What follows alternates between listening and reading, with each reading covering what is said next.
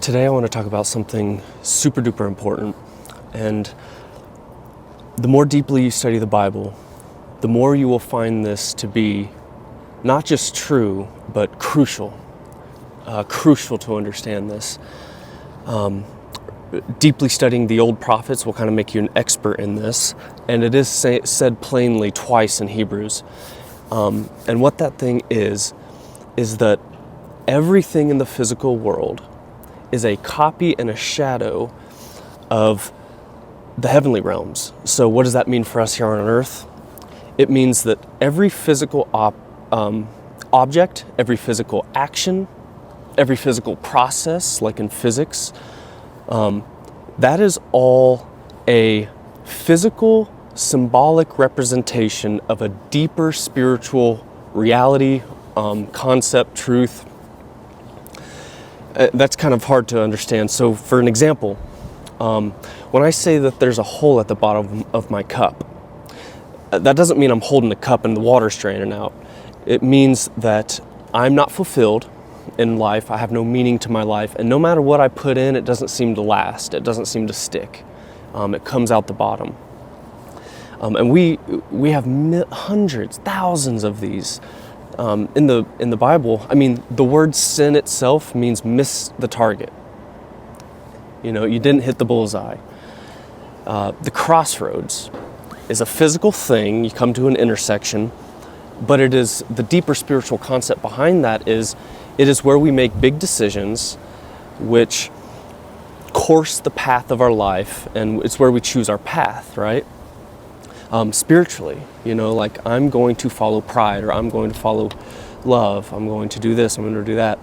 Another really important one that I'll make a whole video about at some point is standing in the gap.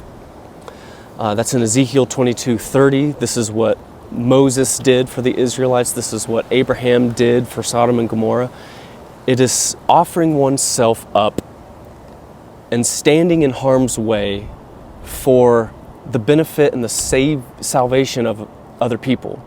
So what that actually comes from is so when ancient times, one of the main tactics of war would be a siege. And so an enemy force would surround a city, which was barricaded in with walls, and they would try every single day to get through somewhere in that wall.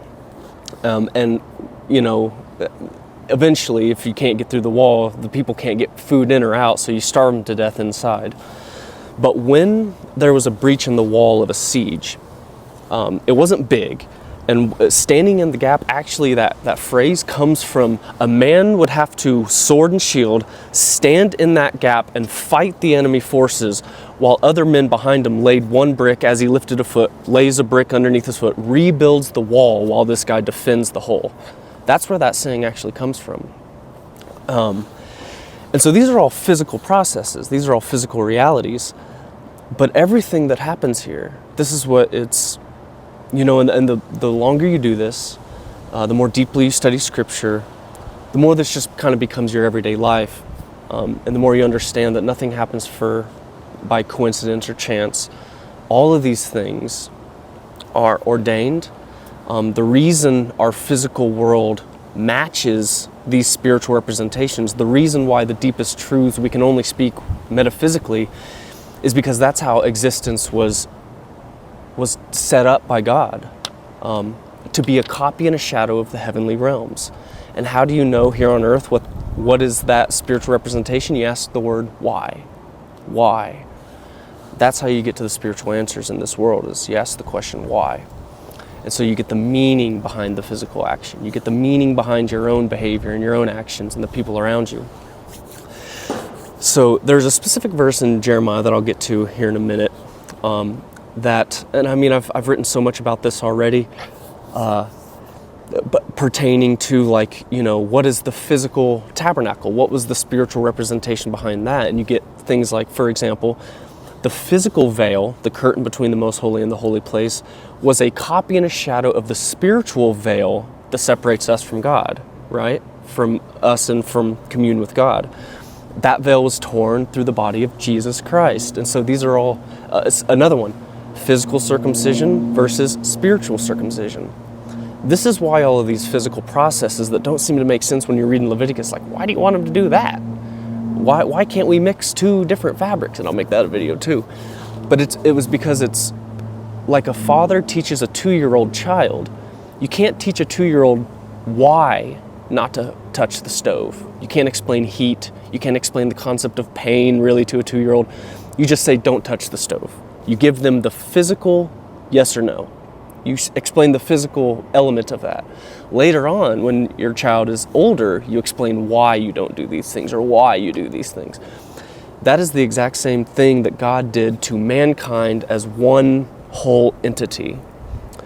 He laid out for us, he gave us the physical processes when we were in our infancy, way back in ancient times, setting up the tabernacle, circumcising ourselves, the veil, all these things.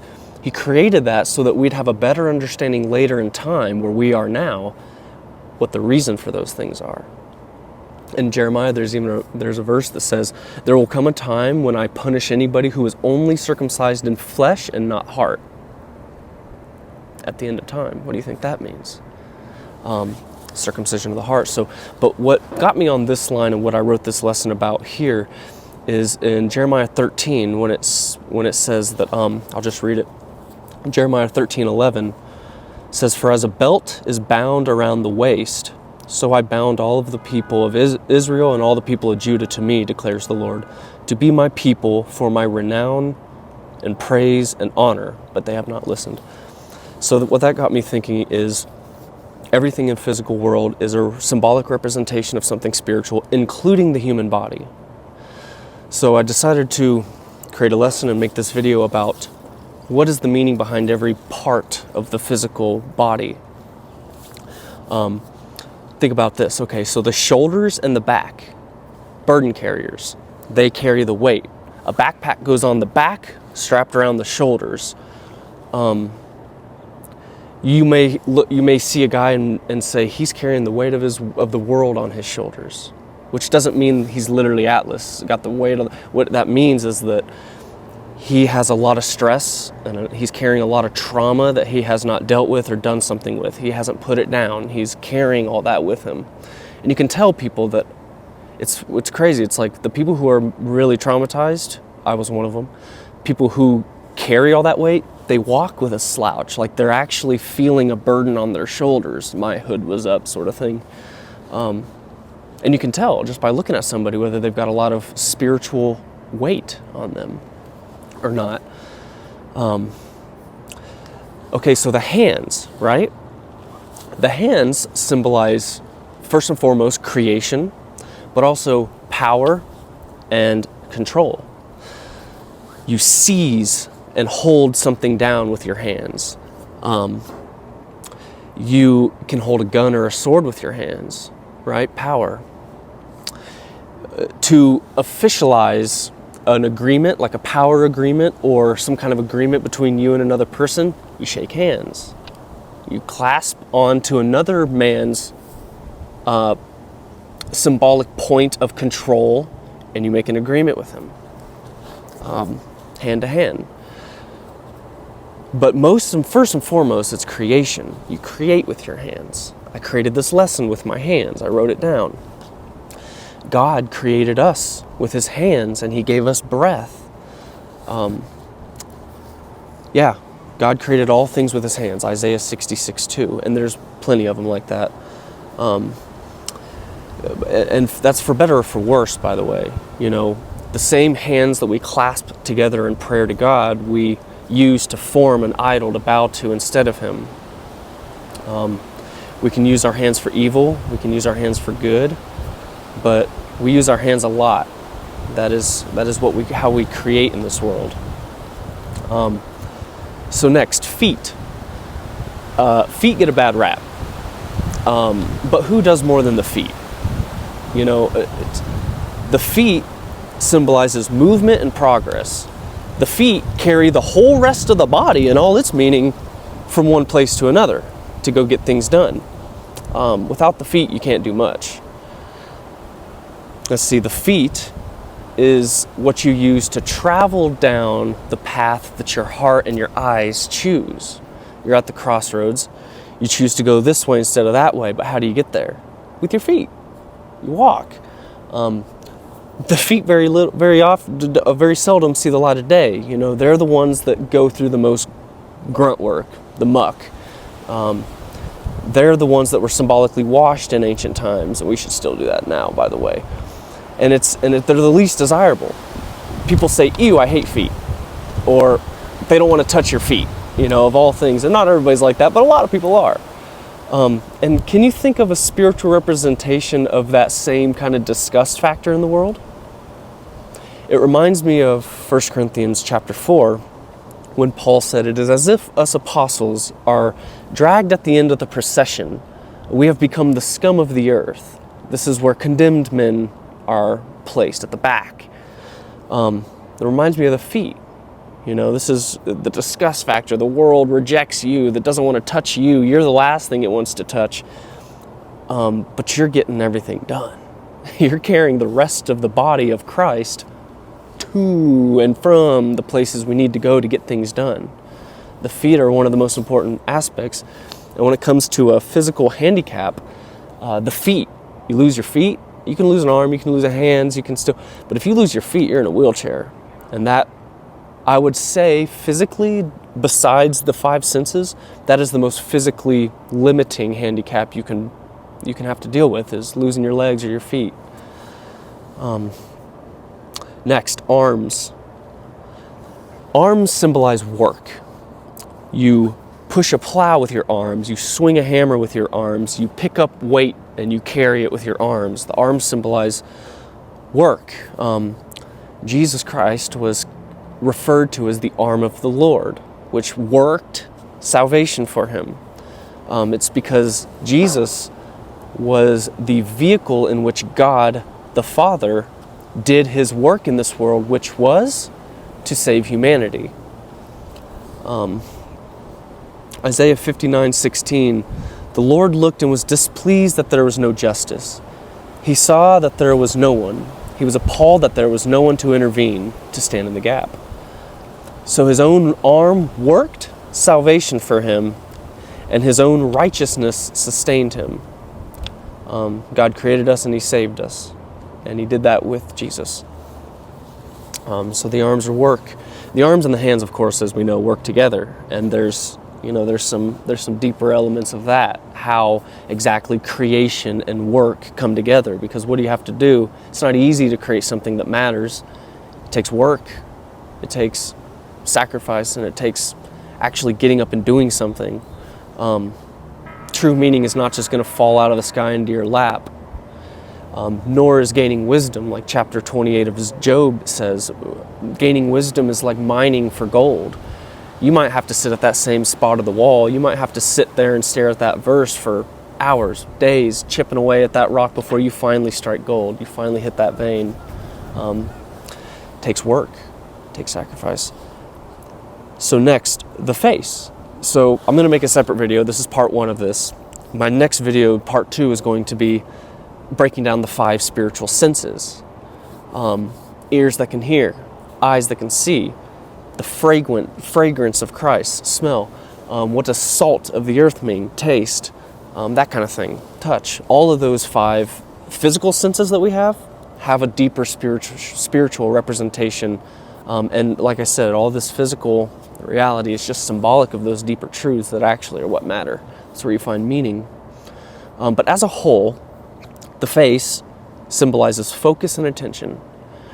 You turn your face to look at God, or you don't do it.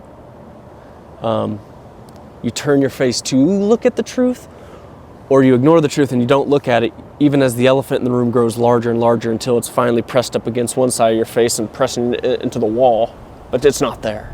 You're not going to look at it. Focus and attention, very important. And you use all your senses to focus and attention on something, right? And all those senses are in the face.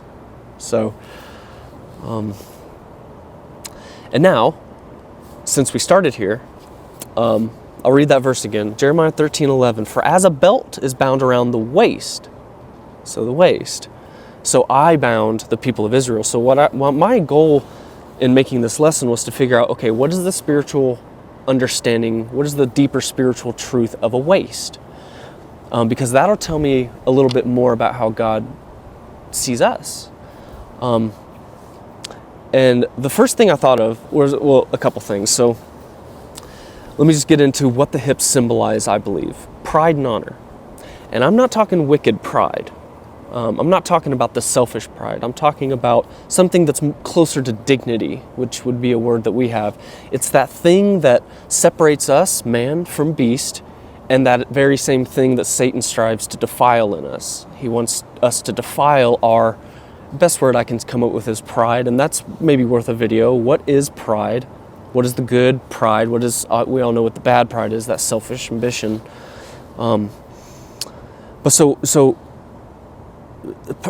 Pride and honor is symbolized with the hips. Kind of strange, but if you think about it, what is attached to the hips? The loins. The pride of a man. His very manhood, right? His future, his son, that which matters most to him. That which matters most to him is sourced from his loins. It's also the most sensitive part of the body, right? We all know that. It's his greatest honor. Here's something funny. When a very manly man wants to adorn himself, what does he wear? A big old belt buckle, and he sticks his thumbs behind it, right? Big old fancy cool belt buckle. I've seen some cool ones. It's an honor. It's a pride thing, and it's not a bad pride. I mean, it can slip into that, right? But it's not in itself a negative, selfish type of pride. If I want to show a person how proud I am of my new haircut, what do? I put my hands on my hips and I give a big smile into the air. I'm proud of myself type of thing, and it's not bad, you know. I do that jokingly all the time, half jokingly. So what does this verse mean then? If the hips are pride and honor? Well, it says it. So I bound all the people of Israel. Remember, physical into spiritual representation. So what did the physical nation of Israel represent? Well, John 4:23 says that there will come a time, and that time has now come, that my true worshipers will worship me in spirit and truth. What does that mean, to worship in spirit? In meaning. Not just physical rituals, not just animal sacrifices that I never wanted. These true worshipers will understand what I'm saying here, that it's not all about what you do, it's about why you do it. And they will worship me in that why. They will point their faces to the truth, and they will worship me in that way. You will turn your face to look at the truth, clasp your hands to pray to God, get on your knees in submission, and worship me the way I've always wanted to be worshiped. And so this will be an entire, probably an hour-long video, but I've got one of my greatest lessons is on the identity of Israel.